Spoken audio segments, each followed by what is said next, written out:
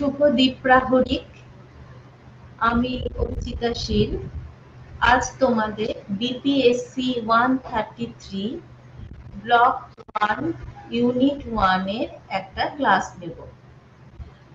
আজকে যে বিষয়টি নিয়ে আমরা আলোচনা করব সেটি হচ্ছে comparative analysis, nature and scope and utility, অর্থাৎ তুলনামূলক বিশ্লেষণ, তার প্রকৃতি, তার পরিধি এবং তার উপযোগিতা। আমরা যে বিষয় বা টপিকগুলো এর মধ্যে কতগুলো সাব টপিক হিসেবে আমরা আলোচনা করব, তার মধ্যে আমরা পাবো সেটা হচ্ছে তুলনামূলক রাজনীতি, প্রকৃতি ও বৈশিষ্ট্য, তুলনামূলক রাজনীতি, তুলনামূলক সরকারের মধ্যে পার্থক্য, আর তুলনামূলক রাজনীতির বিবর্তন। পৃথিবীর বিভিন্ন রাজনৈতিক ব্যবস্থায় রাজনীতি কিভাবে সংগঠিত হয় এবং কিভাবে বিভিন্ন উন্নত ও অনুন্নত রাজনীতি যে সমস্যাগুলি থাকে সেগুলি সমাধান করা হয়, অর্থাৎ প্রত্যেক ব্যক্তির কি প্রাপ্য এবং কখন ও কিভাবে তারা তা পাবে, এই বিষয়গুলি নির্ধারণ করে থাকে সাধারণত নির্ধারণ করে থাকার যে অনুশীলন বা তুলনামূলক যে অনুশীলন, তাকেই আমরা তুলনামূলক রাজনীতি বলে থাকি। প্রত্যেক সমাজে একটি রাজনৈতিক ব্যবস্থা আছে যার মধ্যে রাজনৈতিক কার্যকলাপ সংগঠিত হয় অথবা চলে, অর্থাৎ বিভিন্ন গোষ্ঠী ও ব্যক্তি নিজেদের স্বার্থ সংরক্ষণ ও পরিপোষণের উদ্দেশ্যে কতগুলো স্বীকৃত যে নিয়ম রয়েছে সেই নিয়ম অনুযায়ী ক্ষমতা অর্জন করার সংগ্রামে সাধারণত লিপ্ত থাকে। অধুনা সব সমাজে ব্যক্তি এবং গোষ্ঠীর কার্যকলাপ নিয়ন্ত্রণের জন্য যেসব নিয়ম বা কার্যপ্রণালী আছে তার একাংশ সাধারণত আনুষ্ঠানিকভাবে গৃহীত এবং প্রযোজ্য নিয়ম, অর্থাৎ যে সমস্ত আইন রয়েছে, এবং অপরাংশ আনুষ্ঠানিকভাবে যেগুলো হয়তো স্বীকৃত নয়, স্বীকৃত না হলেও অর্থাৎ যেগুলো আইনের অংশ নয়, সেগুলো সমাজ স্বীকৃত সাধারণত কিছু নিয়ম, প্রথা এবং রীতিনীতি। তুলনামূলক রাজনীতির ক্ষেত্রে এইসব আনুষ্ঠানিক এবং অনানুষ্ঠানিক যে নিয়মকানুন এবং কার্যপ্রণালী সমষ্টিগতভাবে রাজনৈতিক ব্যবস্থার সাধারণত স্ট্রাকচার বা কাঠামোকে গঠন করে। এই কাঠামোর অভ্যন্তরে বিভিন্ন ব্যক্তি ও গোষ্ঠীর মধ্যে ক্ষমতা অর্জনের জন্য সংগ্রাম চলতেই থাকে, যার লক্ষ্য সমগ্র সমাজের জন্য যৌথ সিদ্ধান্ত গ্রহণ এবং বলতে পারো তার ইমপ্লিমেন্টেশন এবং প্রয়োগ। সুতরাং তুলনামূলক রাজনীতির আগ্রহের বৈশিষ্ট্য হচ্ছে বা বিষয় হচ্ছে বলতে পারো পৃথিবী জুড়ে রাজনীতির যে প্যাটার্ন রয়েছে তার মধ্যে মিল খুঁজে পাওয়া, অমিল খুঁজে পাওয়া, অর্থাৎ সাদৃশ্য এবং বৈসাদৃশ্য, রাজনৈতিক ক্ষমতা, রাজনৈতিক কার্যকলাপ এবং রাজনৈতিক প্রক্রিয়া। পরম্পরাগতভাবে যদি আমরা একটু আলোচনা করার চেষ্টা করি, তাহলে তুলনামূলক রাজনীতির অনুশীলন মূলত সাধারণত রাজনৈতিক প্রতিষ্ঠান এবং সাংবিধানিক যে ব্যবস্থা রয়েছে তার পর্যালোচনার মধ্যেই সেটা নিবদ্ধ ছিল। কিন্তু যুগ এগিয়েছে, তাই আমরা লক্ষ্য করে থাকি যে ঊনবিংশ শতাব্দীর শেষার্ধ পর্যন্ত এই আলোচনা সাধারণত রাষ্ট্র কেন্দ্রিক ছিল বা স্টেট সেন্ট্রিক ছিল এবং এই দৃষ্টিভঙ্গি ছিল অত্যন্ত সংকীর্ণ এবং পরবর্তীকালে তা দেখা যায় যে আস্তে আস্তে এই ধারণাটা ক্রমশ পরিবর্তিত হতে থাকে। আইন এবং সাংবিধানিক কাঠামোর বাইরে এমন কতগুলো উপাদান বা মেটেরিয়াল দেখা গেছে এবং সেগুলো দেখা যায় যে যেগুলো প্রভাব ক্রমশ বৃদ্ধি প্রাপ্ত হয়েছে এবং সেগুলো দেখা যায় যে রাজনৈতিক ব্যবস্থায় একটা গুরুত্বপূর্ণ ভূমিকা পালন করছে। সুতরাং সরকারি প্রতিষ্ঠান সমূহের কার্যকলাপের ক্ষেত্রে এবং রাজনৈতিক সিদ্ধান্ত গ্রহণের প্রক্রিয়াতে যেমন সরকারের পরিচালনার মধ্যে ব্যক্তিগত অ-আনুষ্ঠানিক সম্পর্ক গুরুত্বপূর্ণ হয়ে উঠছে। এছাড়াও সাংবিধানিক কাঠামোর বাইরে সক্রিয় নানা উপাদান রয়েছে, যেমন বেসরকারি উপাদান, সরকারি বা বেসরকারি অনেক উপাদান রয়েছে। কি উদাহরণ হিসেবে আমরা বলতে পারি, সেগুলো হচ্ছে রাজনৈতিক দল, চাপ সৃষ্টিকারী গোষ্ঠী, পাবলিক মিডিয়া বা গণমাধ্যম ইত্যাদি।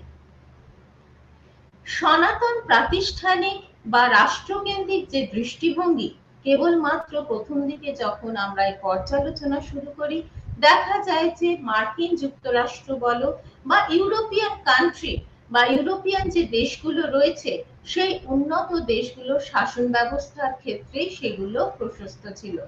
কারণ এই সমস্ত দেশে আমরা দেখতে পাই যে সাংবিধানিক ব্যবস্থা অত্যন্ত সুস্পষ্টভাবে প্রতিষ্ঠিত ছিল।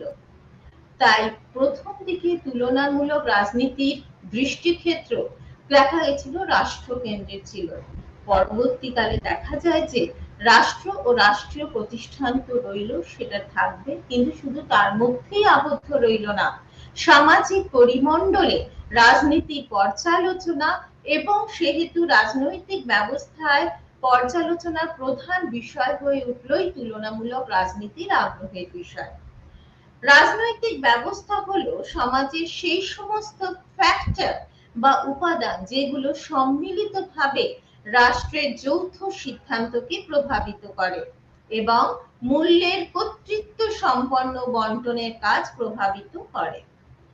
এইসব উপাদানগুলোর মধ্যে উল্লেখযোগ্য হচ্ছে রাজনৈতিক দল বা পলিটিক্যাল পার্টিস, চাপ সৃষ্টিকারী গোষ্ঠী বা প্রেশার গ্রুপ, নির্বাচক মণ্ডলী। আনুষ্ঠানিকভাবে এরা হয়তো সবসময় সরকারের, কি বলতে পারো যে একেবারে পার্ট অ্যান্ড পার্সেল। রাজনৈতিক দল ছাড়া সরকার এগুলো সরকারের মানে অ্যাক্টিভলি বা সক্রিয়ভাবে অংশগ্রহণ না করলেও তারা বলতে পারো যে এরা কিন্তু সরকারের মূল স্তম্ভ হিসেবে বিবেচিত হয়। কারণ সরকারি কার্যকলাপ প্রথমত ও প্রধানত এইসব গোষ্ঠীর ভেতরে এবং বিভিন্ন গোষ্ঠীর মধ্যে ব্যক্তি কার্যকলাপের দ্বারা পরিচালিত হয়ে থাকে। 1960 এবং 70-এর দশকে রাষ্ট্রবিজ্ঞানে দেখা যায় যে একটা নতুন কনসেপ্ট আসে, দ্যাট ইজ বিহেভিয়ারিজম বা আচরণবাদ। অধিকাংশ রাষ্ট্রবিজ্ঞানী প্রাতিষ্ঠানিক বিশ্লেষণ বা ইনস্টিটিউশনাল যে অ্যাপ্রোচ আছে সেটাকে পরিত্যাগ করে রাজনৈতিক বিশ্লেষণের ক্ষেত্রে ব্যক্তি বা গোষ্ঠীর আচার আচরণের উপর বলতে পারো দৃষ্টি নিবদ্ধ করে। তুলনামূলক রাজনীতিতে 1980-র দশক থেকে আবার একটু কনসেপ্ট ফিরিয়ে আসে, রাষ্ট্রকে ফিরিয়ে আনার চেষ্টা শুরু হয়। রাষ্ট্র ও রাজনৈতিক প্রতিষ্ঠান নিয়ে গঠিত ব্যবস্থার অভ্যন্তরে সাধারণত রাজনৈতিক আচরণ সংগঠিত হয়। এই ব্যবস্থার উপাদান হলো জাতীয় শাসন, যেটাকে আমরা বলতে পারি, আমরা নিশ্চয়ই জানি সরকারের 3টে বিভাগ থাকে, আইন বিভাগ, শাসন বিভাগ এবং বিচার বিভাগ। সেই জাতীয় শাসন বিভাগ ও আইনসভা, আমলাতন্ত্র ও আদালত, রাজনৈতিক দল ও বিভিন্ন গোষ্ঠী, এরা কিন্তু সরকারি সিদ্ধান্ত গ্রহণ প্রক্রিয়াতে খুব অ্যাক্টিভলি বা সক্রিয়ভাবে অংশগ্রহণ করছে। সুতরাং তুলনামূলক রাজনীতি বলতে বোঝায় এমন একটি বিষয়কে যার প্রধান উদ্দেশ্যই হলো তুলনার দৃষ্টিভঙ্গি সম্মিলিত কোন তাত্ত্বিক কাঠামোর ভিত্তিতে বিদেশি রাজনৈতিক ব্যবস্থা সম্পর্কে জ্ঞান অর্জন করা। সঙ্গে সঙ্গে সেই প্রচেষ্টা বা সেই চেষ্টার মধ্য দিয়ে রাজনীতি সম্বন্ধে কোনো একটা সাধারণ তত্ত্ব বা জেনারেল ভিউ বা জেনারেল থিওরি সৃষ্টি করা বা প্রচলিত কোনো ইউটিলিটি তৈরি করা বা উপযোগিতা তৈরি করা। এবারে বরং একটু আসি তুলনামূলক রাজনীতির বৈশিষ্ট্য। প্রথমত যেটা বলা যায় সেটা হচ্ছে বিশ্লেষণমূলক এবং অভিজ্ঞতা ভিত্তিক অনুসন্ধান। বাস্তব রাজনৈতিক জগতে বিশ্লেষণমূলক ও অভিজ্ঞতামূলক যে অনুসন্ধান, সেটাকে আমরা সংক্ষেপে তুলনামূলক রাজনীতি বলতে পারি।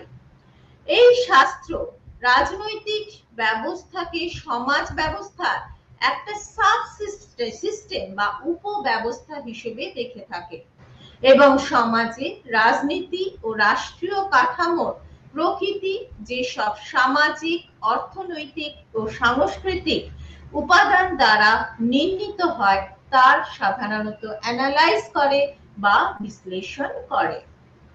দ্বিতীয়ত যেটা বলা যায় সেটা হচ্ছে পরিকাঠামোর অনুশীলন। তুলনামূলক রাজনীতির দৃষ্টি কেবলমাত্র আনুষ্ঠানিক কাঠামোতেই কিন্তু নিবদ্ধ থাকে না। বিভিন্ন অরাষ্ট্রীয় প্রতিষ্ঠান অর্থাৎ বেসরকারি সংঘ যেগুলো দেশের শাসন ব্যবস্থাকে প্রভাবিত করে সেগুলো কিন্তু এর আগ্রহের বিষয় হয়ে দাঁড়ায়। তৃতীয়ত বলা যায় যে বিকাশশীল দেশগুলির ওপর গুরুত্ব দান। বিকাশশীল অঞ্চল আমরা যেমন বাস করি, যেখানে ভারতবর্ষ কি একটা ডেভেলপিং কান্ট্রি বা উন্নয়নশীল দেশ। বিকাশশীল অঞ্চলগুলির রাজনীতি অনুশীলনের ওপর গুরুত্ব দান তুলনামূলক রাজনীতির আরেকটি উল্লেখযোগ্য বৈশিষ্ট্য হিসেবে বিবেচিত হয়। বিকাশশীল এবং উন্নত দেশ অর্থাৎ ডেভেলপিং এবং ডেভেলপড কান্ট্রি উভয়েরই রাজনৈতিক ব্যবস্থার অনুশীলনের সুবিধার জন্য তুলনামূলক রাজনীতিতে নতুন নতুন বিজ্ঞানসম্মত কৌশল বা সায়েন্টিফিক টেকনিক এবং পদ্ধতি উদ্ভাবিত হয়। তুলনামূলক রাজনীতিকে সহজভাবে সকলের কাছে পৌঁছে দেওয়ার জন্য বিভিন্ন ধরনের মডেল ও তত্ত্বে কি হচ্ছে অবতারণা করা হয় এবং যার মাধ্যমে সাধারণত ডেভেলপিং কান্ট্রির যে পলিটিক্যাল সিস্টেম বা বিকাশশীল দেশেরও যে রাজনৈতিক ব্যবস্থা বা পলিটিক্স বা রাজনীতিকে সেটাকেও ব্যাখ্যা করার চেষ্টা করা হয়। চতুর্থত বলা যায় যে বলতে পারো এটা বহুমাত্রিক হতে পারে। তুলনামূলক রাজনীতি বহুমাত্রিক কারণ বিভিন্ন সামাজিক বিজ্ঞান এমনকি যে ন্যাচারাল সায়েন্স বা প্রাকৃতিক বিজ্ঞান থেকে নানা উপাদানের ভিত্তিতে তা নিজেকে ডেভেলপ করেছে। সমাজ জীবনে সামাজিক সংগঠনে একটা অবিচ্ছেদ্য অংশ বা পার্ট অ্যান্ড পার্সেল হিসেবে আমরা কিন্তু পলিটিক্স বা রাজনীতিকে দেখে থাকি। তাই তুলনামূলক রাজনীতি বিশ্লেষণের ক্ষেত্রে গেলে আমাদের কিন্তু সেই দেশের ইতিহাস, সেই দেশের বলতে পারো যে সমাজতত্ত্ব বা সামাজিক বিষয় বা সামাজিক প্রেক্ষাপট বা তার ইকোনমিক সিস্টেম, তার অর্থনৈতিক ব্যবস্থা, সেখানকার মানুষের মনোবিজ্ঞান বা সাইকোলজিক্যাল আসপেক্ট, এগুলো আমাদের বিচার্যের বিশেষ বিষয় হয়ে ওঠে। তাই বলা হয় যে ইতিহাস, সমাজতত্ত্ব, ধনবিজ্ঞান, মনোবিজ্ঞান ইত্যাদিও কিন্তু তুলনামূলক রাজনীতি অনেক রাজনীতির আলোচনার ক্ষেত্রে একটা গুরুত্বপূর্ণ ভূমিকা পালন করে থাকে। তুলনামূলক রাজনৈতিক বিশ্লেষণ শুধুমাত্র সাদৃশ্য এবং বৈসাদৃশ্য অর্থাৎ যদি ধরো মার্কিন যুক্তরাষ্ট্র অর্থাৎ আমেরিকা এবং বলতে পারো যে ব্রিটেন অর্থাৎ যুক্তরাজ্যের মধ্যে আলোচনা করব, শুধু সেইটুকুর মধ্যেই সীমাবদ্ধ থাকবে না। তুলনামূলক রাজনৈতিক বিশ্লেষণ শুধুমাত্র সাদৃশ্য এবং বৈসাদৃশ্য নিয়ে শুধু আলোচনা করে না।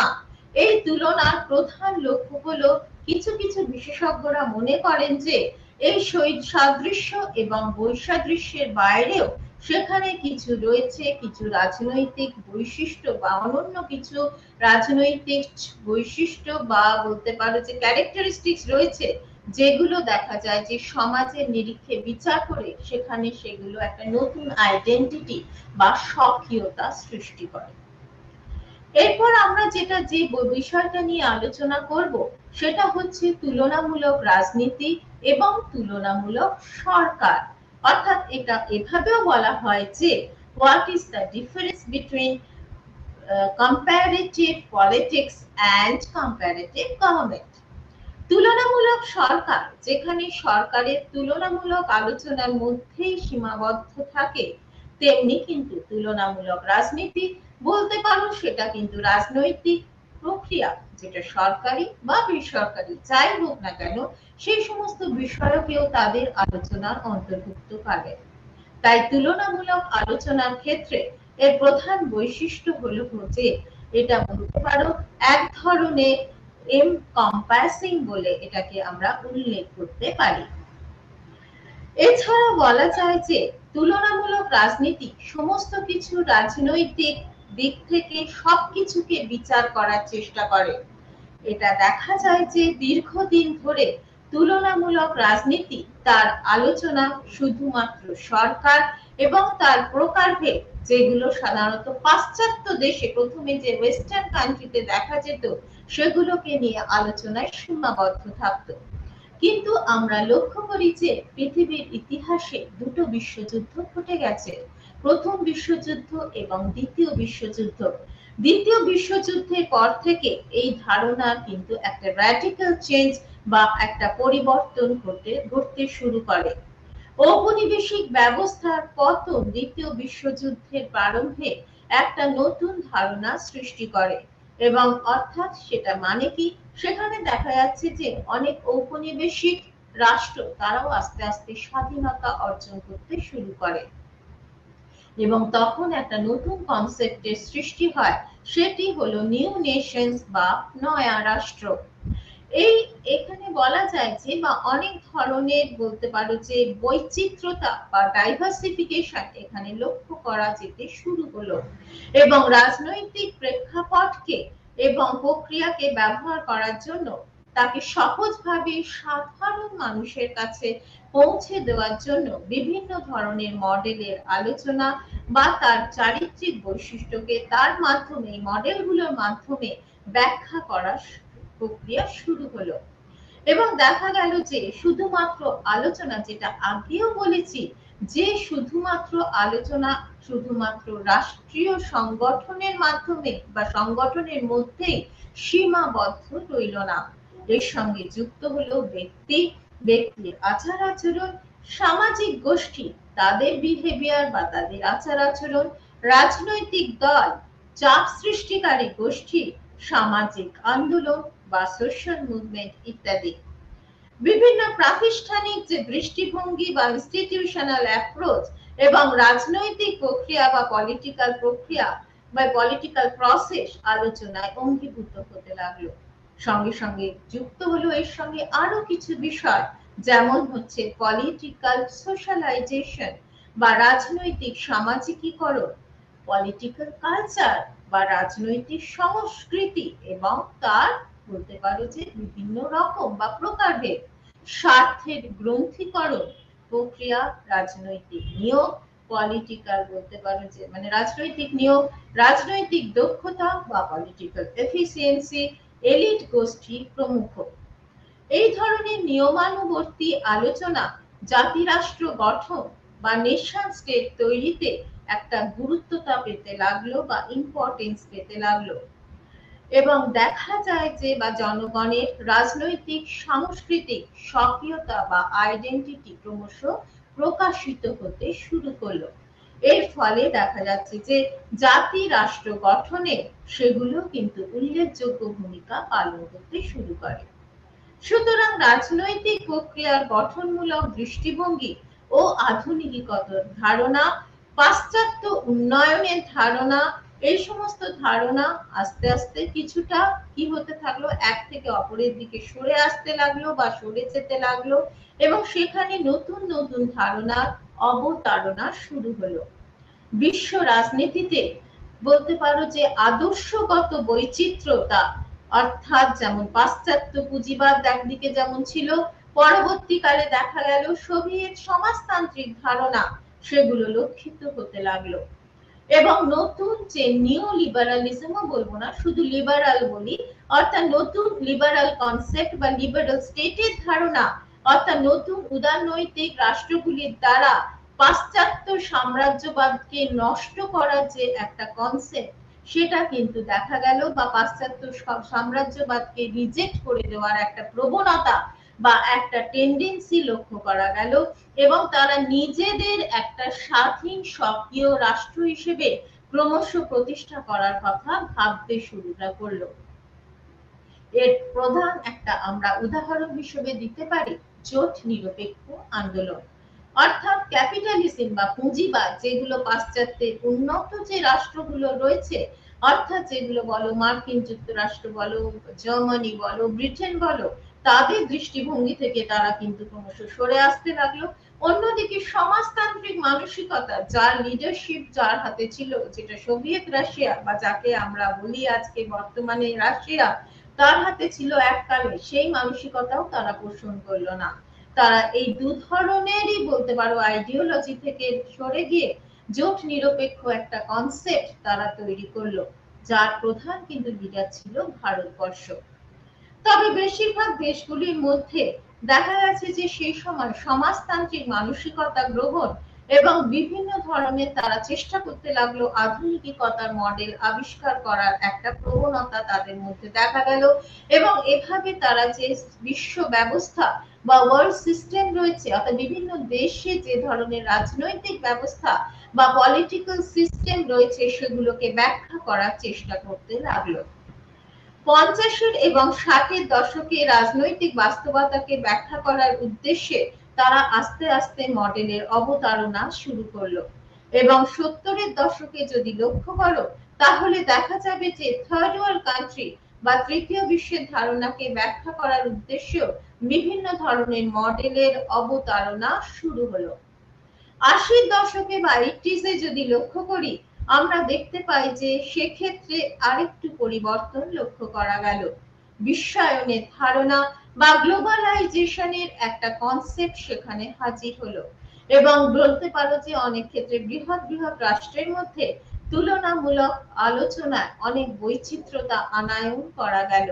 এবং সেখানে আমরা নিয়ে এলাম অরাষ্ট্রীয় কারকের ভূমিকা। যেমন অরাষ্ট্রীয়, এবার প্রশ্ন আসতে পারে অরাষ্ট্রীয় কারক কি?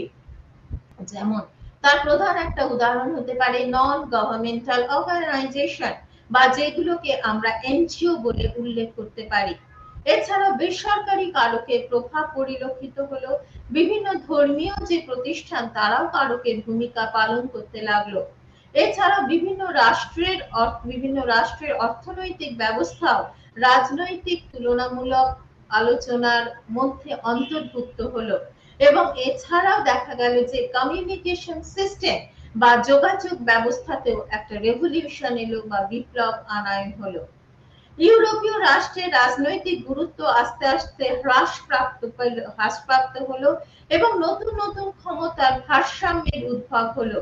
জাতীয় এবং আন্তর্জাতিক রাজনীতিতে একটা গুরুত্বপূর্ণ উপাদান হিসেবেও সমাজতান্ত্রিক রাষ্ট্রেরও উদ্ভব হলো। তার পরবর্তীকালে আমরা কিন্তু দেখলাম বিভিন্ন ধরনের উন্নয়নশীল রাষ্ট্রের উদ্ভাবন রাজনৈতিক ব্যবস্থাতে পরিলক্ষিত হতে শুরু করলো। এ প্রসঙ্গে বলতে গিয়ে বিখ্যাত রাষ্ট্রবিজ্ঞানী সিডনি ভার্মার কথাও আমরা উল্লেখ করতে পারি। সিডনি ভার্মা এই নতুন আলোচনার অন্যতম একজন প্রবক্তা হিসেবে বিবেচিত হন, যিনি পরিবর্তনকে তুলনামূলক রাজনীতির আলোচনায় একটা রেভলিউশন বা বিপ্লব বলে অভিহিত করেছিলেন। এছাড়াও এই আলোচনাকে যারা এগিয়ে নিয়ে যাওয়ার চেষ্টা করেছিলেন, তাদের মধ্যে উল্লেখযোগ্য হিসেবে যাদের আমরা পেয়ে থাকি, তাদের মধ্যে হলেন এলমন্টন পাওয়েল, ডেভিড অ্যাক্টার, কোলম্যান প্রমুখ রাষ্ট্রবিজ্ঞানী। সকলেই ছিলেন কিন্তু আচরণবাদী চিন্তার পথপ্রদর্শক বা অনুসারী। অর্থাৎ তারা কিন্তু মানুষের এই যে মানুষই তো হচ্ছে সমাজবদ্ধ জীব, মানুষকে সমাজের মধ্যে বেঁচে থাকতে হয়। সুতরাং তারা বলেছিলেন যে রাজনৈতিক ব্যবস্থার যদি তুলনামূলক আমরা আলোচনা করার চেষ্টা করি, তাহলে কিন্তু বর্তমানে আমাদের কিন্তু এই আলোচনায় মানুষের আচার আচরণকে কিন্তু সর্বাগ্রে কি করতে হবে, সব থেকে আগে আমাদের আলোচনার অঙ্গীভঙ্গ তাদের আলোচনায় অন্তর্ভুক্ত করতে হবে। এই আচরণবাদী পুনর্গঠনের প্রভাবে প্রধানত প্রাতিষ্ঠানিক বর্ণনা এবং আলোচনার পরিধি বা পরিবর্তন হলো। অর্থাৎ বলতে পারো যে প্রাতিষ্ঠানিক বা ইনস্টিটিউশনাল অ্যাপ্রোচ নিয়ে আমরা ভীষণভাবে ব্যস্ত ছিলাম, সেই ধরনের কনসেপ্টটা থেকে ক্রমশ সরে আসতে শুরু করলাম। পরিবর্তে একটা প্রসিডিওরাল অর্থাৎ প্রক্রিয়াগত আলোচনা এবং তার অ্যানালাইজ বা বিশ্লেষণ সেই জায়গাটা করে নিল। এই প্রক্রিয়াগত আলোচনা বলতে পারো রাজনৈতিক আলোচনার নিশ্চলতা, অর্থাৎ যেটা একটু স্ট্যাগনেন্ট হয়ে পড়েছিল, তার উপর সেটা সে গুরুত্ব না দিয়ে মোবিলিটির উপর অর্থাৎ গতিশীলতার উপর গুরুত্ব দিতে শুরু করে এবং এই পদ্ধতি অনুযায়ী রাজনৈতিক জীবনকে তারা সঠিকভাবে বোঝার চেষ্টা করে। দ্বিতীয়ত আমরা যেটা বলতে পারি, রাষ্ট্র এবং রাজনৈতিক আলোচনার কেন্দ্রবিন্দুতে শুধুমাত্র আজকে রাষ্ট্র আর থাকলো না, বরং মানুষের সঙ্গে মানুষের যে রিলেশন বা সম্পর্ক, সেটাই কিন্তু আলোচনার একটা সেন্টার পয়েন্ট বা কেন্দ্রবিন্দুতে গুরুত্বটা পেতে শুরু করলো। তৃতীয়ত বলতে পারো প্রসিডিউরাল অ্যাসপেক্ট বা আলোচনা পদ্ধতির ক্ষেত্রেও সেখানে একটা চেঞ্জ বা পরিবর্তন দেখা গেল। এই আলোচনার পদ্ধতি মানুষের যে আন্ত আচরণগত কি হচ্ছে, যে সে আচরণের মধ্যে একটা শৃঙ্খলার প্রয়োজন আছে, সেই ব্যাপারটাকে গুরুত্ব দিতে আরো শুরু করলো। সুতরাং মানুষের আচরণের উপর ভিত্তি করে নানা রকম কি হতে শুরু করলো, এক্সপেরিমেন্ট, গবেষণা, রিসার্চ, মডেল, এবং এই হিসেবে যেমন আমরা এর উদাহরণ হিসেবে অ্যালমন্ড এন্ড পাওয়েলের কাঠামো কার্যবাদী তত্ত্ব বা সিস্টেম অ্যানালিসিস অ্যাপ্রোচকে আমরা উল্লেখ করতে পারি। এই ধরনের কনসেপ্ট সেই সময় ব্যাপকভাবে গড়ে উঠতে লাগলো, যা সামগ্রিকভাবে রাজনীতি চর্চা ও রাষ্ট্রবিজ্ঞানের আলোচনাকে প্রভূতভাবে কি করতে লাগলো, প্রভাবিত করলো। এবারে আমরা যেটা উল্লেখ করতে পারি বা বলতে পারি বা খুব সংক্ষিপ্তভাবে একটু পয়েন্ট ওয়াইজ বলতে পারি, সেটা হচ্ছে তুলনামূলক সরকারের একটা আলোচনা আর তুলনামূলক রাজনীতির আধুনিক আলোচনা। সেখানে প্রথমত দেখা যায় যে তুলনামূলক সরকারের আলোচনা সেন্টার পয়েন্ট বা কেন্দ্রবিন্দুতে হলো রাষ্ট্র বা স্টেট, ওয়ারাস বা যেখানে তুলনামূলক রাজনীতির আলোচনার কেন্দ্রবিন্দুতে থাকে কিন্তু পলিটিক্যাল সিস্টেম বা রাজনৈতিক ব্যবস্থা। দ্বিতীয়ত ইউরোপীয় রাষ্ট্রগুলির মধ্যে আলোচনায় প্রথম দিকে তুলনামূলক সরকারের আলোচনা সীমাবদ্ধ ছিল বা লিমিটেড ছিল, ওয়ারাস বা যেখানে আমরা দেখতে পাই তুলনামূলক রাজনীতির আলোচনা পুরো ওয়ার্ল্ড বা সমগ্র বিশ্বের রাষ্ট্র আলোচনাকে আমরা তার অন্তর্ভুক্ত করছি। তৃতীয়ত বলা যেতে পারে যে সামাজিক পরিপ্রেক্ষিতের মধ্যে রাজনৈতিক যে প্রতিষ্ঠানগুলো রয়েছে, সেই রাজনৈতিক প্রতিষ্ঠানগুলোর বিচ্ছিন্নতা বা যে আইসোলেশন, সেগুলোকে শুধুমাত্র একটা লেজিসলেটিভ কনসেপ্ট বা আইনি দৃষ্টিকোণ থেকে সেটাকে আলোচনা করা হতো, যেটা কিন্তু তুলনামূলক সরকারের আলোচনার একটা ড্রব্যাক বলে আমরা তাকে উল্লেখ করতে পারি।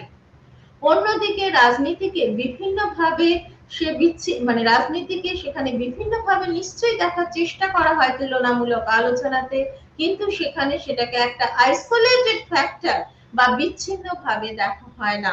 সামাজিক প্রেক্ষাপটের মধ্যে রাজনৈতিক প্রতিষ্ঠানগুলির মধ্যে আলোচনা করার চেষ্টা করা হয়। অর্থাৎ তার মানে কি, সোশ্যাল যে ব্যাকগ্রাউন্ড, সোশ্যাল যে কনসেপ্ট রয়েছে, তার প্রেক্ষিতে রাজনৈতিক ব্যবস্থা বা পলিটিক্যাল সিস্টেমটাকে আলোচনা করা হয় বা সেটাকে অ্যানালাইজ করার চেষ্টা করা হয় তুলনামূলক রাজনীতির আধুনিক আলোচনার ক্ষেত্রে। এছাড়াও দেখা যায় যে তুলনামূলক সরকারের আলোচনা ধরো একটা কোনো স্পেসিফিক বা বিশেষ সংস্কৃতির গণ্ডির মধ্যে সীমাবদ্ধ রাখা হতো, ওয়ারাস যেটা বলতে পারো তুলনামূলক আলোচনা রাজনীতির আধুনিক আলোচনার ক্ষেত্রে কিন্তু সেখানে পলিটিক্যাল কালচার বা সাংস্কৃতিক গণ্ডি, অর্থাৎ সেখানে বিভিন্ন দেশের যে সাংস্কৃতিগত বৈচিত্র্যতা রয়েছে, অর্থাৎ যেটা বলা যায় যে বলতে পারো যে পলিটিক্যাল কালচার রয়েছে, সেখানে সেই সীমাবদ্ধতাকে মানে বিভিন্ন দেশের সংস্কৃতি বিনিময়ের উপর ভিত্তি করে সরকারের আলোচনা করা হয়ে থাকে। এছাড়া দেখা যায় যে তুলনামূলক সরকারের আলোচনায় সামাজিক প্রেক্ষিতের মধ্যে রাজনৈতিক তুলনামূলক আলোচনার ক্ষেত্রে নির্দিষ্ট রাষ্ট্রের যে সংবিধান ও প্রতিষ্ঠানের মধ্যে সাধারণত আলোচনাকে সীমাবদ্ধ রাখা হতো তুলনামূলক সরকারের ক্ষেত্রে। অর্থাৎ যখন তুলনামূলক সরকারের আলোচনা করতে যাব, আমি ধরো ব্রিটেন বা মার্কিন যুক্তরাষ্ট্রের মধ্যে একটা তুলনামূলক বা কম্পারেটিভ অ্যানালিসিস করছি, সেখানে আমরা শুধুমাত্র তার কনস্টিটিউশনাল অ্যাসপেক্ট বা সংবিধানগত দিক থেকে ব্যাখ্যা করতে পারি। যেমন ধরো ব্রিটেনের ক্ষেত্রে বললাম এটা একটা অলিখিত সংবিধান, অন্যদিকে আমি যেটা যদি বলতে পারি সেখানে মার্কিন যুক্তরাষ্ট্র একটা লিখিত সংবিধান। এই ধরনের কতগুলো ক্যাটেগরি বা প্যারামিটারের ভিত্তিতে আমরা সাধারণত দুটো রাষ্ট্রের ধরো আলোচনায় কি করতাম, একটা তুলনা নিয়ে আসতাম। এই ধরনের আলোচনা পদ্ধতিকে আমরা বলতে পারি যে একটু লিমিটেড আলোচনা পদ্ধতি বা ডিসকাশন মেথড হিসেবে আমরা তাকে উল্লেখ করতে পারি, বা একে আমরা ইডিওগ্রাফিক বলে উল্লেখ করতে পারি।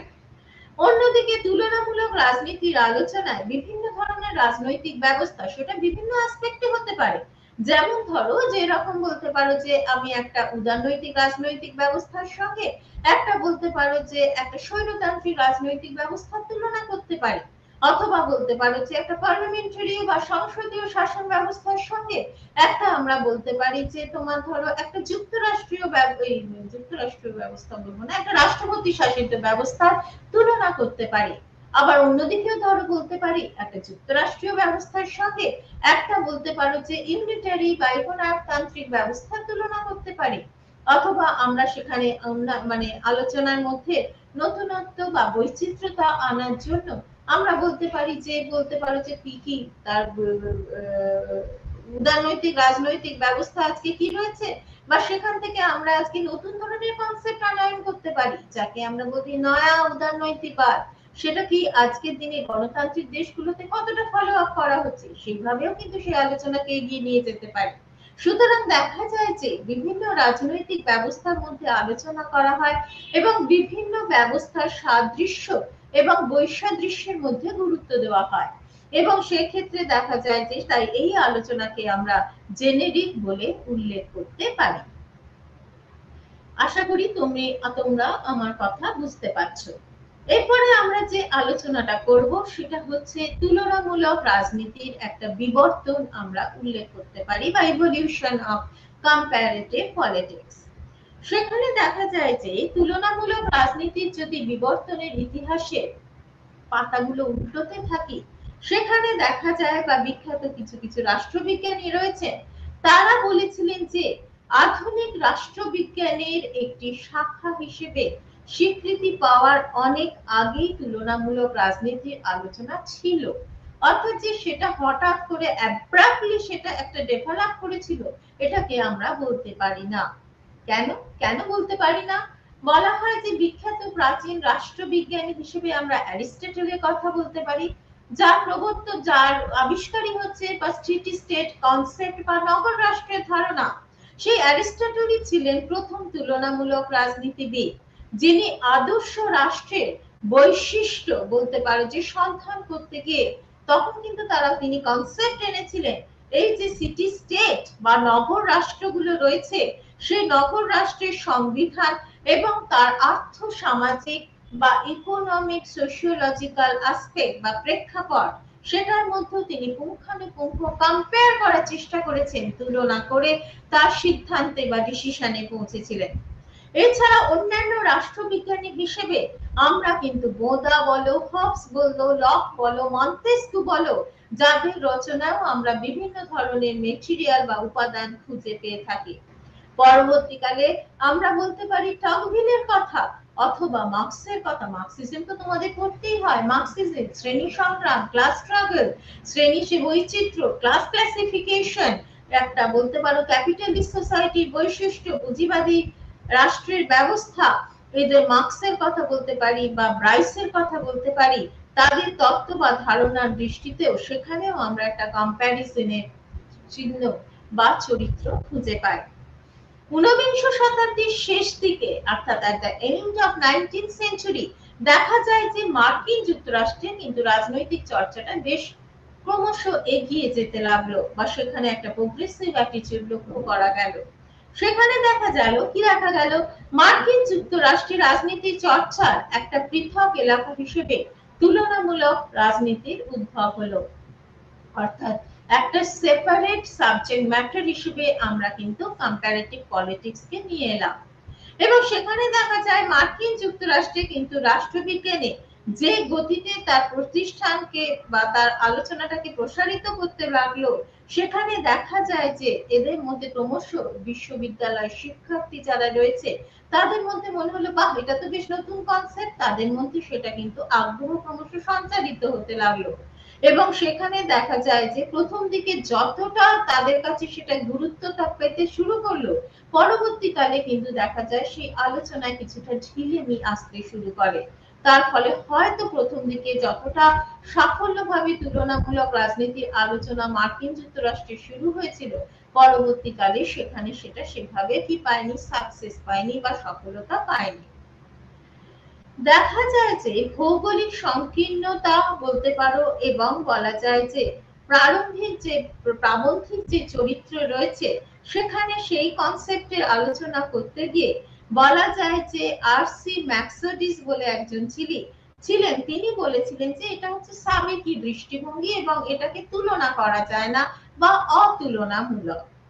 কিন্তু পরবর্তীকালে ওনাকেই উল্লেখ করে অ্যালমেন্ট এবং পাওয়েল দ্বিতীয় বিশ্বযুদ্ধের পরবর্তীকালে তুলনামূলক শাসন ব্যবস্থার ক্ষেত্রে তারা তিনটে বৈশিষ্ট্যের কথা অবতারণা করেন।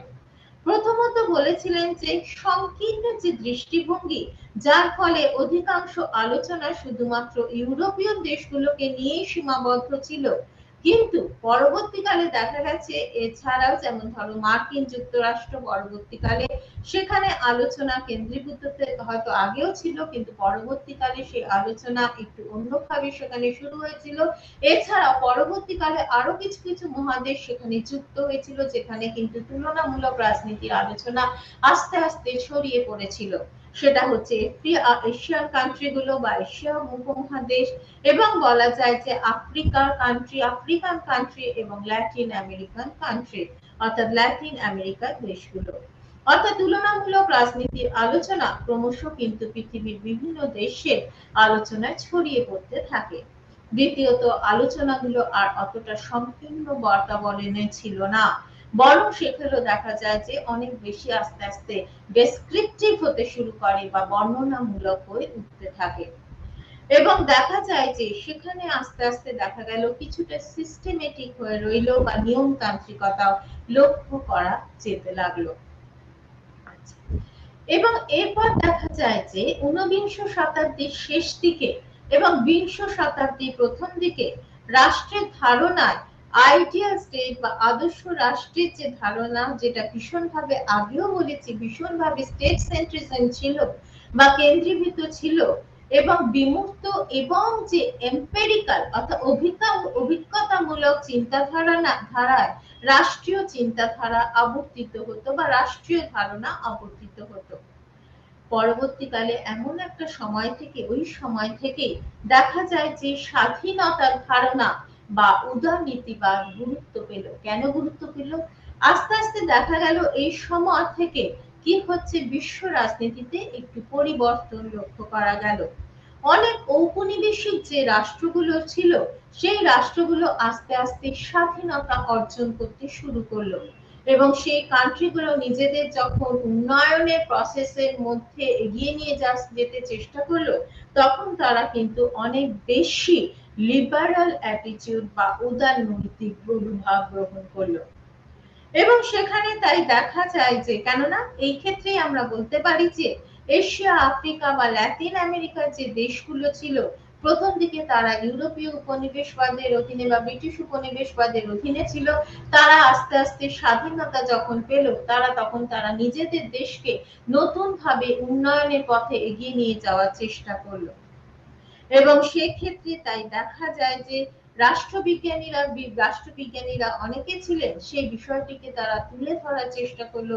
এবং সেখানে হিসেবে আমরা বলতে পারি জেমস ব্রায়ারের একটা বই আছে, যেটাকে আমরা মডার্ন ডেমোক্রেসিস বলতে পারি। রবার্ট মিচেলের রয়েছে পলিটিক্যাল পার্টিজ এর কথা বলতে পারি, এইগুলোর উল্লেখ করতে পারি। এই ধরনের রচনার মধ্যে দেখা যায় যে তখন ডিস্ট্রিবিউশন অফ পাওয়ার, ক্ষমতার বন্টন, সরকারের বিভিন্ন স্তরের সম্পর্কের উপরে ক্রমশ কি হচ্ছে, গুরুত্ব দেওয়া হচ্ছে।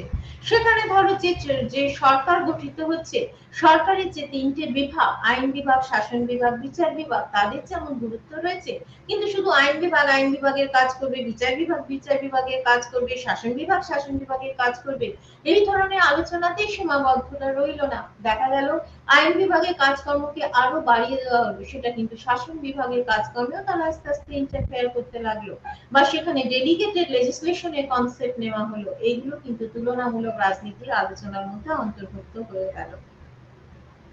এবং তার ফলে দেখা যায় যে আগে তুলতে পারো যে যেটা বলা যেতে পারে যে পুরোপুরি প্রথম দিকে যে আলোচনা শুধুমাত্র ইনস্টিটিউশনাল ছিল বা প্রাতিষ্ঠানিক ছিল, এবং সেক্ষেত্রে সেটা প্রথম দিকে ইউরোপিয়ান কান্ট্রি বা ব্রিটেন বা ফ্রান্সে সেগুলো গুরুত্ব পেল।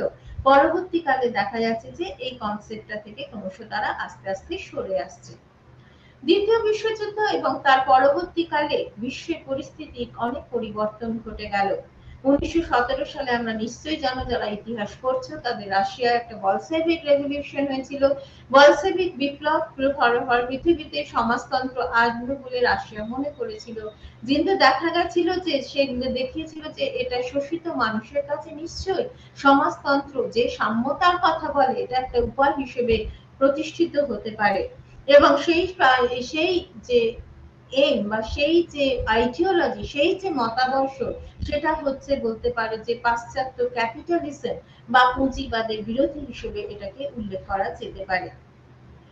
এরপর দেখা যায় যে দ্বিতীয় বিশ্বযুদ্ধের পর নানা ধরনের উন্নয়নমূলক তাৎপর্য লক্ষ্য করা গেল, এবং সেখানে দেখা গেল যে কি হচ্ছে, ইউরোপীয় আধিপত্য আস্তে আস্তে হচ্ছে, ক্রমশ হ্রাস প্রাপ্ত হচ্ছে। নতুন নতুন রাষ্ট্র যারা স্বাধীনতা পেয়েছে, কেন তারা তাদের ইউরোপীয় আধিপত্য আর কেন তারা সহ্য করবে, কখনোই চেষ্টা করতে যে কি করতে পারবে, তারা কিছুতেই সেটাকে অ্যাকসেপ্ট করবে না। তার ফলে বিশ্ব রাজনীতিতে আবার একটা নতুন প্রেক্ষাপট দেখা গেল, এবং সেখানে দেখা যাচ্ছে অর্থ ব্যবস্থায় নিউ হেজিমনি বা নতুন আধিপত্য লক্ষিত হলো। ঔপনিবেশিক পতনের পর উন্নয়ন, ডেভেলপমেন্ট, আধুনিকতা, মডার্নাইজেশন, জাতি রাষ্ট্র গঠন, এই নেশন স্টেট ডেভেলপমেন্ট, এই বিষয়গুলোর উপরে ক্রমশ গুরুত্বটা পেতে শুরু করলো। এবং সেখানে দেখা যায় যে পাশ্চাত্য পুঁজিবাদ নিশ্চয়ই সেখানে কিছুটা রয়েছে। প্রাচ্য সমাজতন্ত্র, সোভিয়েত রাশিয়া বা চীন আজকে একটা সমাজতান্ত্রিক রাষ্ট্র বলতে আমরা কি বলি, পিপলস রিপাবলিক অফ চায়না, কিন্তু সে কি পুরোপুরি সমাজতন্ত্র হতে পেরেছে? নিতেও পারেনি। এবং সেই ক্ষেত্রে দেখা যাচ্ছে আস্তে আস্তে ডেভেলপিং কান্ট্রি গুলো ক্রমশ উঠে আসতে লাগলো। এবং অ্যাজ পার এক্সাম্পল, উদাহরণ হিসেবে আমরা ভারতবর্ষের কথাও বলতে পারি। সেখানে দেখা যাচ্ছে যে বিশ্ব রাজনীতিতে ভারতবর্ষ গুরুত্বপূর্ণ ভূমিকা পালন করতে চেষ্টা করে। এবং আগে যা উল্লেখ করেছি, প্রধান হচ্ছে ভারতবর্ষ জোট নিরপেক্ষ আন্দোলনের বলতে পারো একজন পথপ্রদর্শক বা পায়োনিয়ার হিসেবে আমরা তাকে উল্লেখ করতে পারি। তাই বলা যায় যে বলতে পারো 1950-এর দশকের পর থেকে আচরণবাদী ধারণার যে প্রবর্তন ঘটে, এবং রাজনীতির ক্ষেত্রে অনেক সায়েন্টিফিক অ্যাপ্রোচ বা বিজ্ঞানসম্মত আলোচনা শুরু হয়, এবং সেই সময় থেকে একটা নতুন ধারণা গড়ে উঠতে থাকে, যাকে আমরা সায়েন্স অফ পলিটিক্স বা রাজনীতির বিজ্ঞান বলে তাকে আমরা উল্লেখ করতে পারি। এই দৃষ্টিভঙ্গিতে সাধারণত পরিমাণগত বিষয়, অভিজ্ঞতামূলক ধারণা থেকে মূল্যের কর্তৃত্ব সম্পন্ন বন্টন বা বলতে পারো মূল্য নিরপেক্ষ ধারণা, এই সমস্ত আলোচনা শুরু হয়। পর্যবেক্ষণ ইত্যাদি ব্যাপারগুলোর উপর গুরুত্ব দেওয়া হয়ে থাকে। আচরণবাদ সামাজিক বাস্তবতা বা সোশ্যাল যে মেটেরিয়ালিজম, তার উপরে ভীষণ গুরুত্ব দিতে থাকে।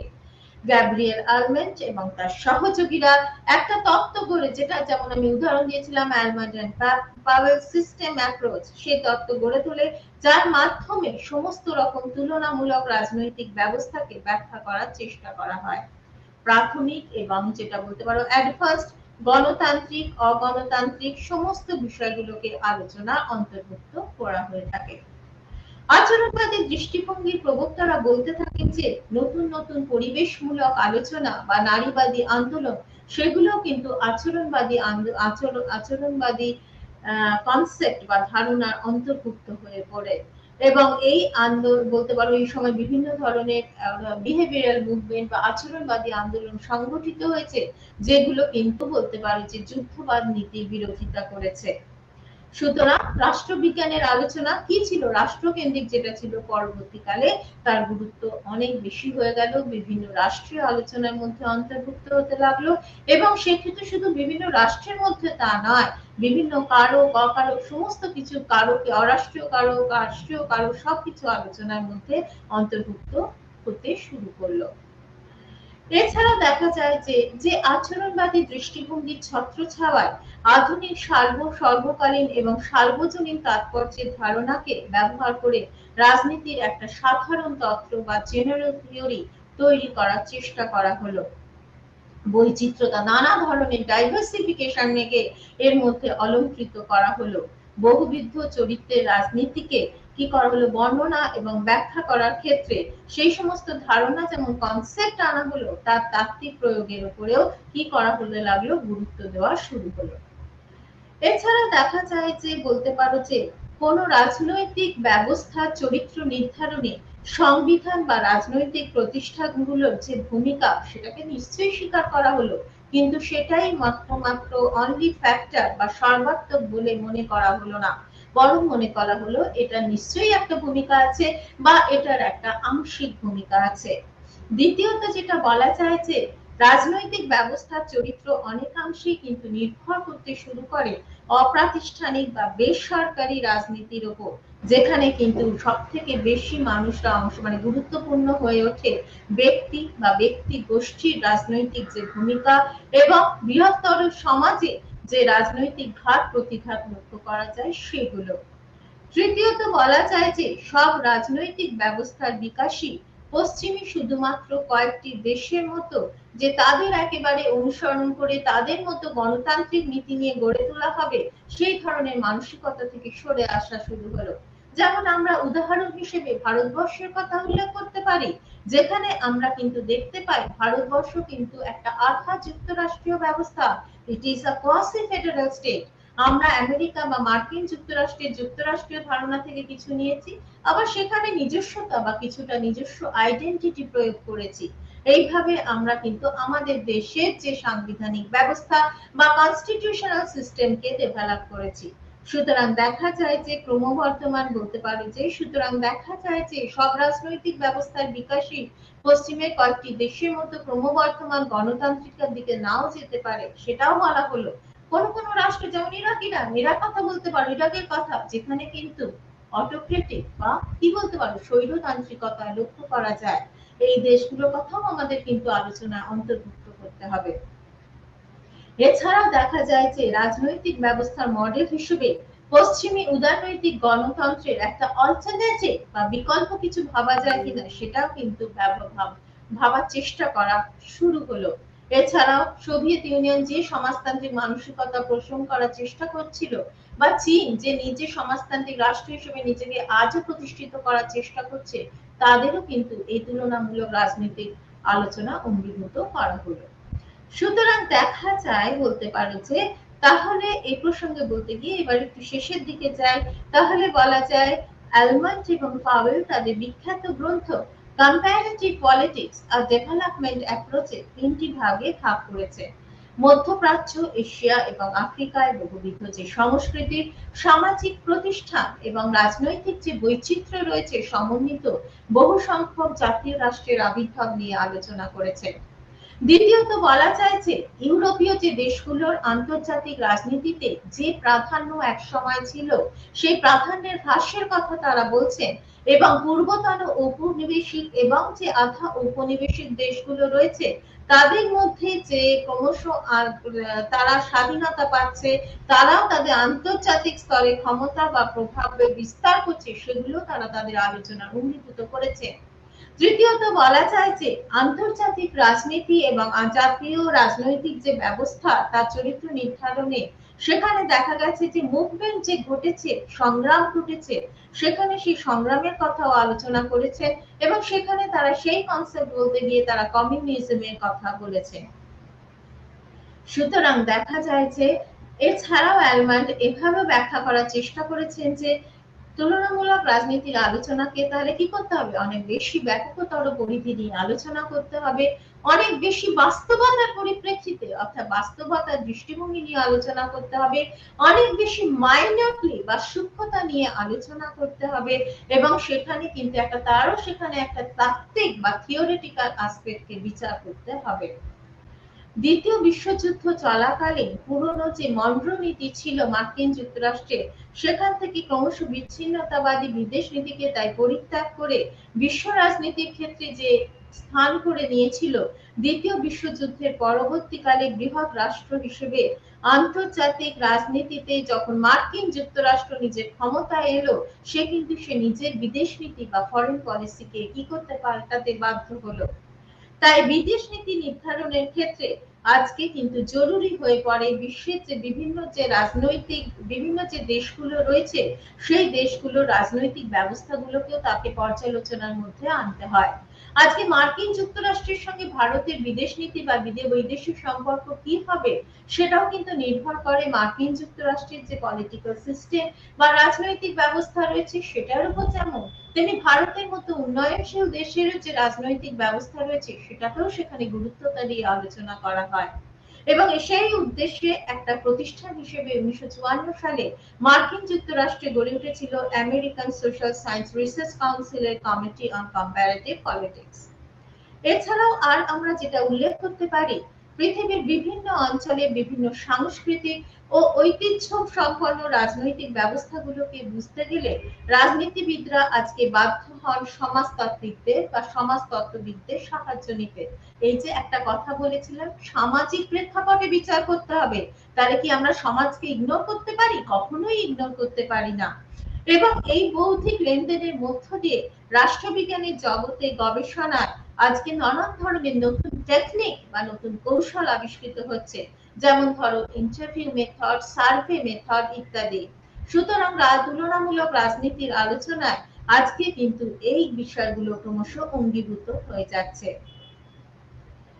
আর একটু শেষের দিকে বলতে গেলে বলা যায় 80-র দশকের প্রথম দিকে তুলনামূলক রাজনীতিতে বরং অনেক ধরনের তত্ত্বের আবির্ভাব ঘটেছিল, এবং সেখানে আর যে কনসেপ্ট গুলো আবির্ভূত হয় সেখানে হচ্ছে আমলাতান্ত্রিক এবং একটা কর্তৃত্ব সম্পন্ন পরায়ণতা, পরিবর্তনের ধারণা, গণতান্ত্রিকতার উত্তরণ, বলতে পারো গঠনমূলক সমাজ সামঞ্জস্যতা, বলতে পারো নব উদারনীতিবাদ বা নিও লিবারালিজম, বেসরকারীকরণ, এই সমস্ত বিষয় বা প্রাইভেটাইজেশন, এই বিষয়গুলো ক্রমশ কি পেতে থাকে, ইম্পর্টেন্স বা গুরুত্ব পেতে শুরু করে। এবং তাই দেখা যায় যে 1950-এর শেষের দিকে রাষ্ট্রের ধারণা রাজনীতি বা রাজনৈতিক পদ্ধতির দ্বারা রিপ্লেসড হয়েছিল বা পরিবর্তিত হয়েছিল, বৈজ্ঞানিক নানা ধরনের অনুসন্ধানের পদ্ধতি গ্রহণ করা হয়েছিল, এবং সেখানে দেখা যায় যে তাই করতে এবং সেই সময় ডেভিড স্টেনের সিস্টেম থিওরি ভীষণভাবে বলতে পারো যে আলোচনায় উঠে আসে। সুতরাং দেখা যায় যে এই প্রসঙ্গে বলতে গিয়ে আমরা আরো দুজন রাষ্ট্রবিজ্ঞানীর কথা বলতে পারি। তাদের মধ্যে একজন হচ্ছে ও'ডনেল বলেছিলেন, তিনি তার রচনা ইকোনমিক, তার বিখ্যাত বই ছিল economic modernisation and bureaucratic authoritarianism. আরেকটা হচ্ছে মিলিব্যান্ড বলে, যিনি একজন রাষ্ট্রবিজ্ঞানী ছিলেন, তার রচনা the state in capitalist society. এগুলোতে এই প্রতিচ্ছবি ভীষণভাবে পরিলক্ষিত হতে লেগেছিল। অন্যদিকে থেডাস সফল বলে একজন ছিলেন, তিনি কিন্তু আবার একটু নতুন একটু পুরনো কনসেপ্টে ফিরে যাওয়ার চেষ্টা করেছিলেন, যে আমরা নিশ্চয়ই আলোচনাকে বৃহত্তর পরিসরে করব ঠিকই, কিন্তু সঙ্গে সঙ্গে বলতে পারো যে স্টেটিজম বা রাষ্ট্রীয় ধারণাতেও ক্রমশ এগিয়ে যাওয়া, একটু রাষ্ট্রীয় ধারণায় বা স্টেট সেন্ট্রিক হওয়ার চেষ্টাও করেছিলেন। বিংশ শতাব্দীর শেষের দিকে রাজনৈতিক সংস্কৃতির উপর গুরুত্ব দেওয়া শুরু হয়, এবং রাজনৈতিক সংস্কৃতির উপর বিভিন্ন ধরনের ভিত্তি করে বিভিন্ন ধরনের কালচার, পলিটিক্যাল কালচারের উপর গবেষণা শুরু হয়, এবং এই সাংস্কৃতিক ধারণার উপর ভিত্তি করে বিভিন্ন ধরনের রাজনৈতিক ব্যবস্থার মধ্যে কি করা হয়, তুলনামূলক আলোচনা শুরু হয়। এইভাবে লাতিন আমেরিকা এক ধরনের রাজনৈতিক ব্যবস্থা বা পলিটিক্যাল সিস্টেম ডেভেলপ করে, আফ্রিকান মহাদেশে বা দক্ষিণ এশিয়া আরেক ধরনের পলিটিক্যাল কালচার লক্ষিত হয়, এবং এইভাবে বিভিন্ন ধরনের ডাইভার্সিফিকেশন অফ পলিটিক্যাল কালচার বা রাজনৈতিক সংস্কৃতি কি বলতে পারো যে ভিত্তির উপর ভিত্তি করে তুলনামূলক রাজনীতির আলোচনা দেখা যায় এগিয়ে যেতে থাকে। এরপরে যেটা আমরা আসি গ্লোবালাইজেশন বা বিশ্বায়ন। বিশ্বায়নের পরিপ্রেক্ষিতে তুলনামূলক রাজনীতির আলোচনা বা বিবর্তন পরিলক্ষিত হয়। বিশ্বায়ন বৈজ্ঞানিক, প্রক্রিয়াগত, অর্থনৈতিক এবং রাজনৈতিক এই বিষয়গুলোকে আস্তে আস্তে যুক্ত করে, যার প্রভাব পৃথিবীর একাংশে লক্ষিত হলেও তার ফলাফল অন্য অংশেও দেখা যায়। আজকে ধরো আমেরিকা যে ডিসিশন নিল, হয়তো যেটা নিচ্ছে, যে ডিসিশন নিচ্ছে, বা ইউক্রেন আজকে যে যুদ্ধ হচ্ছে, বলতে পারো যে ইউক্রেন রাশিয়ার মধ্যে যে যুদ্ধ হচ্ছে, সেই হিসেবে আমেরিকা যে কনসেপ্ট বা আমেরিকা যে সিদ্ধান্ত নিচ্ছে, সেটা কি শুধু আমেরিকাই হচ্ছে, আমেরিকার মধ্যেই সেই প্রভাবটা থাকবে সীমাবদ্ধ? না, সারা পৃথিবীতে সেই ডিসিশনের বাতাবরণ বা প্রভাব ছড়িয়ে পড়বে। সুতরাং দেখা যায় যে বিশ্বায়ন বলতে পারে যে বৈজ্ঞানিক, প্রক্রিয়াগত, অর্থনৈতিক এবং রাজনৈতিক এই বিষয়গুলোকে যুক্ত করে, যার প্রভাব দেখা যায় যে পৃথিবীর একাংশ থেকে অন্যাংশ ছড়িয়ে পড়তে থাকে। সিভিল সোসাইটি বা পৌর সমাজের ধারণা ক্রমশ আরো বৃদ্ধি পেতে শুরু করে। এছাড়া গণতান্ত্রিক রাষ্ট্র ব্যবস্থায় নাগরিকদের যে অধিকার, সেই নতুন অধিকারগুলো কিভাবে তারা এনজয় করবে, উপভোগ করবে, সেই সমস্ত গুলো কিন্তু আমাদের আলোচনা, তুলনামূলক রাজনীতির আলোচনায় এসে যায় বা অঙ্গীভূত হয়ে পড়ে। এই সময় নতুন নতুন ধরনের আরো কিছু কনসেপ্ট আবির্ভূত হয়, যেমন নিজস্ব আইডেন্টিটি ক্রিয়েট করা, সত্তা ক্রিয়েট করা, পরিবেশগত ধারণা, এনভায়রনমেন্ট নিয়ে আলোচনা শুরু হয়, যার পরিপ্রেক্ষিতে আমরা বিভিন্ন ধরনের এনভায়রনমেন্টাল মুভমেন্ট, যেমন পরিবেশবাদী আন্দোলন, যেমন ভারতের খুব বিখ্যাত আন্দোলন হচ্ছে নর্মদা বাঁচাও আন্দোলন, সেই কনসেপ্টও এসে যায়। এছাড়াও এথনিসিটি যে কনসেপ্ট, নৃকুলগত ধারণা, তারপরে বলতে পারো লিঙ্গ ধারণা, ফেমিনিজম, সমস্ত কিছু কিন্তু তুলনামূলক রাজনীতির আজকে অঙ্গীভূত হয়ে পড়ে। এছাড়াও সঙ্গে সঙ্গে তুলনামূলক রাজনীতির বিকাশের সঙ্গে সঙ্গে বলতে পারো communication system development of communication system, যোগাযোগ প্রক্রিয়ার যে অভূতপূর্ব উন্নতি, তার ফলেও তুলনামূলক রাজনীতির আলোচনা সেগুলো অঙ্গীভূত হয়। এবং যার ক্ষেত্রে দেখা যায় যে সেখানে কিছু কনসেপ্ট, যেমন ধরো উপাদান, ফ্যাক্টর, সংগ্রহ, তাকে কিভাবে ডাটা অ্যানালাইসিস করা হবে, কিভাবে ডাটা কালেক্ট করা হবে, ডাটা অ্যানালিসিস করা হবে, এই সমস্ত যে কনসেপ্ট আগে ছিল, সেই কনসেপ্টটাও আজকে পরিবর্তিত হয়। জাতি, রাষ্ট্র বা নেশন স্টেটের ধারণা নতুন ভাবে কি হতে থাকে, আবির্ভূত হতে শুরু করে। সুতরাং দেখা যায় যে ভৌগোলিক যে যোগাযোগ ব্যবস্থা, ইন্টারনেট ইত্যাদির মাধ্যমে আজকে পৃথিবী, কি বলতে পারো, বিভিন্ন দেশের যে ব্যবস্থা, পলিটিক্যাল সিস্টেম, রাজনৈতিক ব্যবস্থা, সমস্ত কিছু আমাদের কাছে ধরা দিতে শুরু করে, এবং তাদের আমরা পুঙ্খানুপুঙ্খভাবে আজকে আমরা কি করতে পারি, অ্যানালাইজ করতে পারি বা বিশ্লেষণ করতে পারি।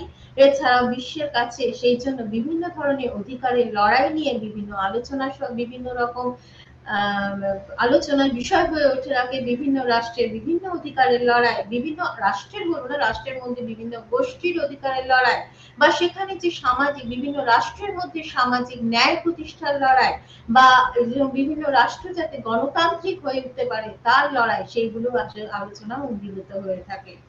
বলতে পারো যে এছাড়াও মানবাধিকার নিয়ে চর্চা শুরু হয়, এবং তাই আজকের দিনে বিশ্ব রাজনীতিতে তাই তুলনামূলক রাজনীতির প্রাসঙ্গিকতা আজকে ভীষণভাবে কি করা যায়, পরিলক্ষিত হয়। আজকে সুতরাং এই মোটামুটি এটাই বললাম। এছাড়া তুলনামূলক রাজনীতির আলোচনায় আর দুটো কথা বলে দিই। ইউটিলিটি হিসেবে তুলনামূলক রাজনীতির আজকে একটা বাস্তববাদিতা ভীষণভাবে অনুভূত হয়। বিভিন্ন ধরনের কৌশল বা টেকনিক্যাল অ্যানালিসিস যেহেতু করা হয়, বিভিন্ন ধরনের পদ্ধতির উদ্ভাবন বা তার সূক্ষ্মতা আমরা সেই জন্য তুলনামূলক রাজনীতির আলোচনায় দেখতে পাই। এছাড়াও বিভিন্ন তারা এই ধরনের কনসেপ্টকে ইউজ করে তারা নতুন নতুন ধরনের থিওরি তৈরি করার চেষ্টা করে। সুতরাং এই হচ্ছে আজকের দিনে বা আজকের এই ক্লাসে তুলনামূলক রাজনীতি নিয়ে আলোচনার এখানেই শেষ পর্ব। সুতরাং আজকে আমরা যেগুলো আলোচনা করলাম সেটা হচ্ছে তুলনামূলক রাজনীতি কাকে বলে, তুলনামূলক রাজনীতি, তুলনামূলক সরকারের মধ্যে পার্থক্য, তুলনামূলক রাজনীতির যে বিবর্তন সেটা, এবং লাস্টে হচ্ছে তুলনামূলক রাজনীতির যে ইউটিলিটি বা বলতে পারো যে তুলনামূলক রাজনীতির যে উপযোগিতা, সেটা নিয়ে আজকে আমাদের এখানে আলোচনা শেষ হলো। আমি অর্চিতা শীল। আজকে বিপিএসসি 133 ব্লক 1 ইউনিট 1 যেটা comparative analysis, nature, scope and utility, অর্থাৎ যেটাকে বলা হয় তুলনামূলক বিশ্লেষণ, তার প্রকৃতি, তার পরিধি এবং উপযোগিতা নিয়ে আলোচনা করলাম। এখানেই আজকে আমার এই ক্লাসটি শেষ হলো। নমস্কার, ভালো থাকবেন।